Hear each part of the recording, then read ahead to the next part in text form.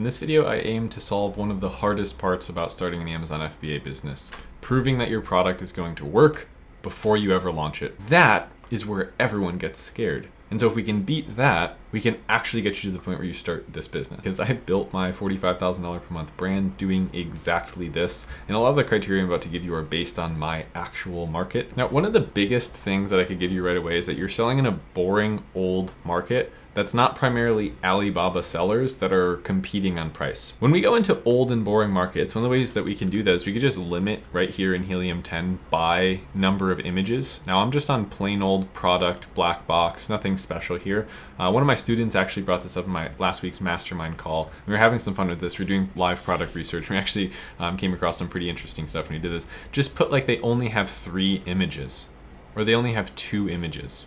Right? And then we're going to go over to price. We're going to say there's a minimum price of $30, the minimum revenue of that is 300,000. We want 30,000, and we'll just hit search. Now I know we're just getting started here, but be sure to stick around because we're going to be going over exactly how much revenue you should be looking for. PPC bids in that market, something that people often overlook. How much money you need to get started. Net margin you should be looking after. I don't know why I keep wiggling my fingers like Gordon Ramsay. Now the point of this video isn't to find a product live, if only it were that easy. It's to give you all of the tools necessary to go and vet the products that you do find, because you can't just do it up here based on the free YouTube videos you've watched so far. You really need a checklist in front of you saying, does this fit, does this fit, does this fit? If I'm saying no, why? And if I'm saying yes, why? I was wondering why the results weren't coming back great. I put the number of images in minimum instead of maximum. Make sure you put it in maximum. And as I'm scrolling through this list, one of the things that's on my mind is pretty simply just, would this customer ever need to buy this product more than once?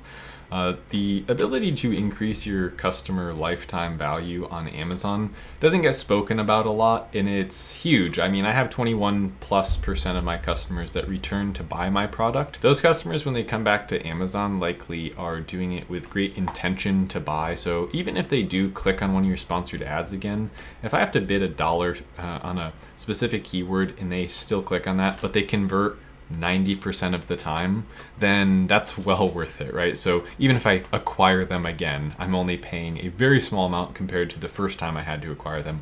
Might be 7 to 10 times less the next time. Moral of the story is, when I see something like a stain solution and then I zoomed in on the image here, it looked like this is something that maybe someone that works in their garage might be purchasing for iron, cobalt, spot etching stuff. I was picturing like concrete, just kind of like picturing who the customer avatar is already, and that's just something that I wanted to click on. Sometimes I have a hard time distinguishing exactly why I click on something, but I just think it relatively easy to manufacture, something you can kind of, there's no engineering going into reshaping or molding the product. This is actually just something that's being filled into a bottle. So even if there were certifications that I might have to get, or whatever that is, I actually like some of those barriers to entry sometimes. This happens to be an insanely expensive listing. It might not necessarily even come up with what we're looking for there. So in that specific case, that most of their traffic is probably coming from branded search, people looking for that specific Jack's brand. Right? Let's actually go here, Maui Babe after browning lotion. So let's do after tanning lotion. Let's see.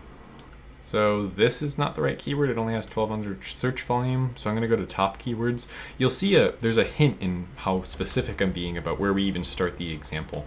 And that's the keyword. So let's just get started into some of the criteria. The keyword has to have above my very bottom floor 10,000. I would like to have it to have above 15,000 search volume. Just that one keyword, one phrase, not counting anything else.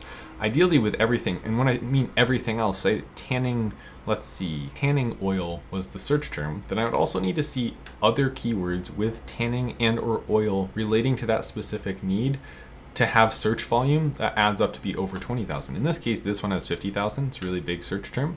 But if it, say this had 14 or 15, great, that's a great place to start and I'd be excited. Then I would look for, okay, tanning lotion, that's kind of like tanning oil. And then I would see after sun lotion, okay, that's relating to tanning, but maybe not quite the same product idea. That's actually the best search term that we're looking for right now. But that's kind of what I mean when I'm talking about other relevant search terms. And then really think about if that person who searched that would buy exactly this product. Don't be lenient with it. Always try and burn products to the ground is a good place to start. It's easy to just go, yeah, you know, it has some basic criteria that looks good, let's launch it. That's how you lose money. You make money by being really harsh on things. If they withstand the fire that you're throwing at it, then it probably is a good opportunity. Most things you should be skeptical of. Why wouldn't this work? And by the end of this video, you'll know why. So I've opened up X-Ray by Helium. By the way, there's a link in the description for Helium 10. It is an affiliate link. It is the best discount you can get. So if you're gonna get this tool and follow along with this, I appreciate if you use my link. Search volume of 20,000 plus, with at least one main keyword, 10 to 15,000 search volume. Okay, we have that. The main search term has 20,000 search volume. Great. On to the next criteria. Now we start referring to revenues. I want to see that there are at least 5 to 6 sellers making over $20,000 to $50,000 per month in sales, $20,000 to $90,000 per month in sales, maybe 5 figures of sales, okay, per month. Just looking here, 1, 2, 3. Okay, well, there's a caveat. Everything I didn't count has 6 figures in sales. Now, in this case, that's actually too big. If I start seeing sellers with 800,000 in revenue, 300,000 consistently over and over again. Now what we could do is, of course, hide sponsored products, and that'll make it a little bit less repetitive, a little bit easier to look at this. It's a little bit flipped here. I would want all of these sellers to be doing 5 figures, maybe 2 or 3 sellers with 6 figures, 1 or 2 sellers with 6 figures is fine. That's a good rule of thumb for total market size. Around 2 million, 1.5 to 2 million in total revenue per month. So this market's actually a little bit too big. What that's going to do is it's going to drive these total monthly sales really high. And you can actually see, in fact, that there are like 15 different sellers with sales of over 1,000 per month. Several of them over 10,000 per month. You'd have to sell similar numbers to those to get ranked in the top 10 positions on Amazon. So we don't have to beat the number 1 guy, but we want to be able to at least beat the position number 9 person or position number 10 organic person in sales. And if they're already doing 2,000 sales per month, you're probably not going to be able to do that. There's something about the market itself. I don't even go into the data and the numbers if this next point isn't true. They have to care about a better option, or be an enthusiast customer. It can't be simply a problem solution market in which the lowest price wins.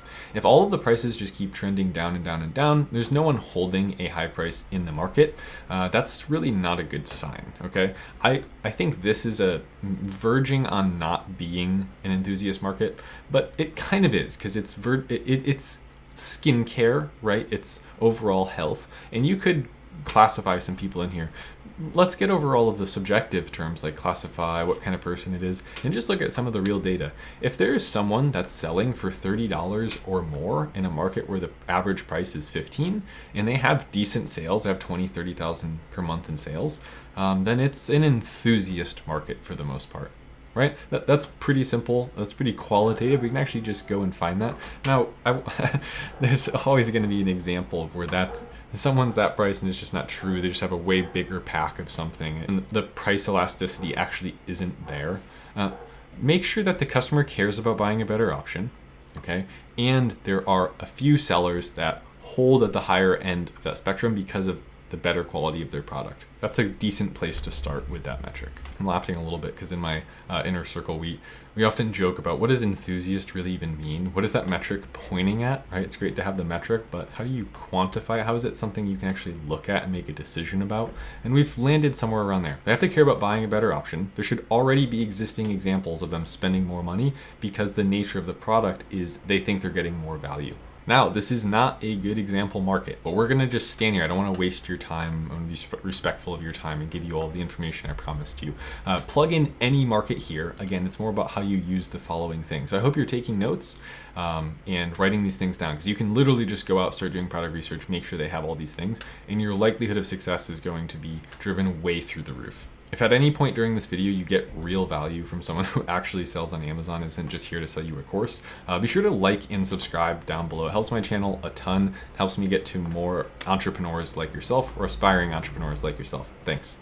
Just to put my money where my mouth is, this is not fabricated screenshot, right? This is just where we're at today. I've been doing really well recently. You can see yesterday we did 2.4K in one day. And here's a look at what that would translate into profit, because who cares about revenue? For instance, 3 days ago, gave it a little bit of time for attribution in the figures to actually update. You can see the ad spend's accurate now. It says $350 in ad spend. We did $507 of profit on a $2,170 sales day, much like the one that we did after it, but that one doesn't have a big enough time period. So just to be fair, we went with 72 hours. Would it be great if it was 30, 40, 50%?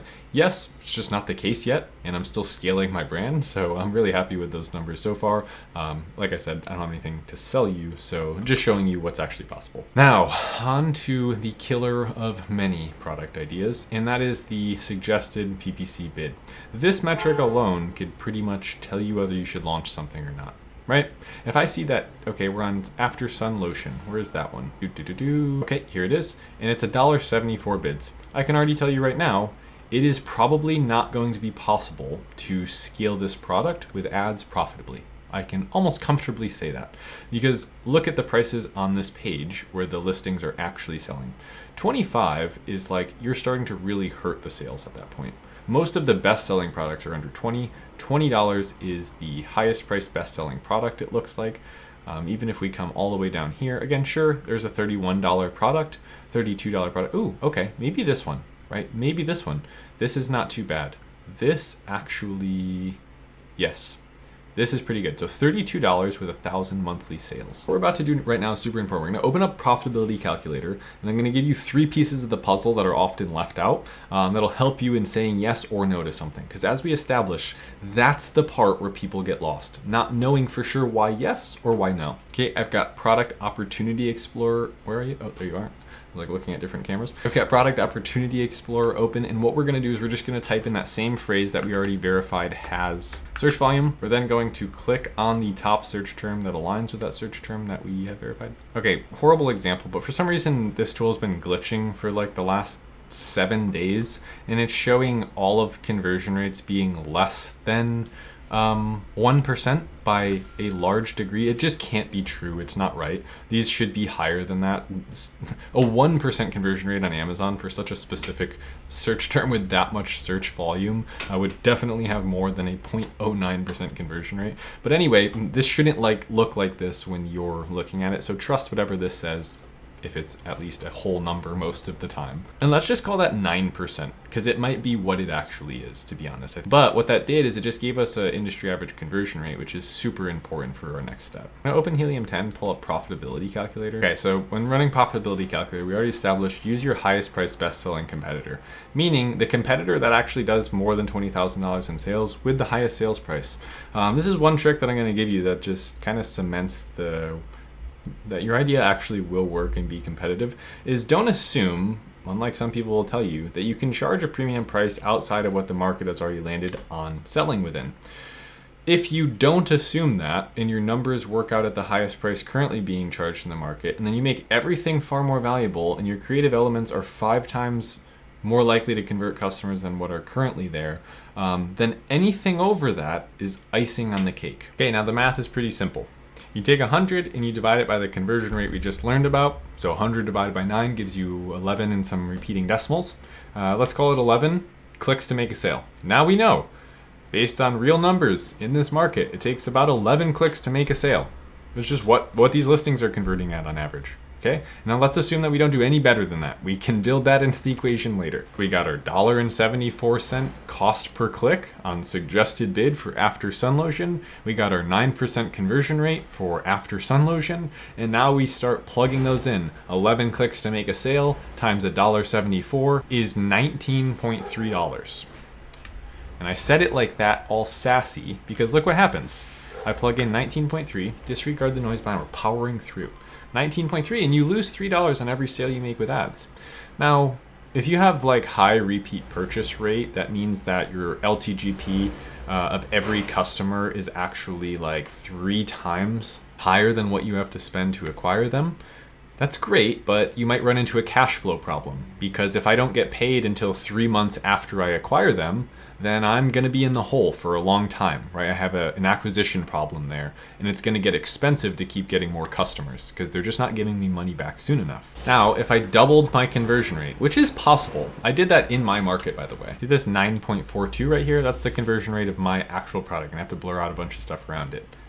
in Product Opportunity Explorer, that is. That's the industry average, I should say. And if we run a business report from July 25th to August 4th, basically last 10 days, most recent data, you can see my unit session percentage, basically Amazon's way of saying conversion rate, is 19.34% and $14,000 in sales in the last 10 days. So we quite literally took that 9.42 and just said, fuck it, double it. If you did that, it would effectively cut your cost to make a sale in half to about 9.6, not 96, come on, work with me. And you would start scaling profitably, okay? So you'd be getting customers and you'd still have some net margin. You'd still have 32%, actually really healthy net margin. So you can play around with that. I wouldn't want to make that bet, I don't think, for it to have to work. I have to double conversion rate. That is great if it's icing. It sucks if it has to happen because it just might not happen for a while. It could be 6 months before you can do that because you need enough social proof to do that, whatever. Those things drive conversion rates, right? You have to allow time to split test your listing. You're not going to launch with the best possible version of your listing, as good as it is. You're going to have to run some experiments and see how those affect conversion rate, right?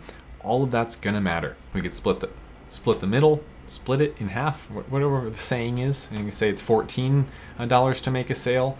We increased conversion rate not by 100%, but by 50%.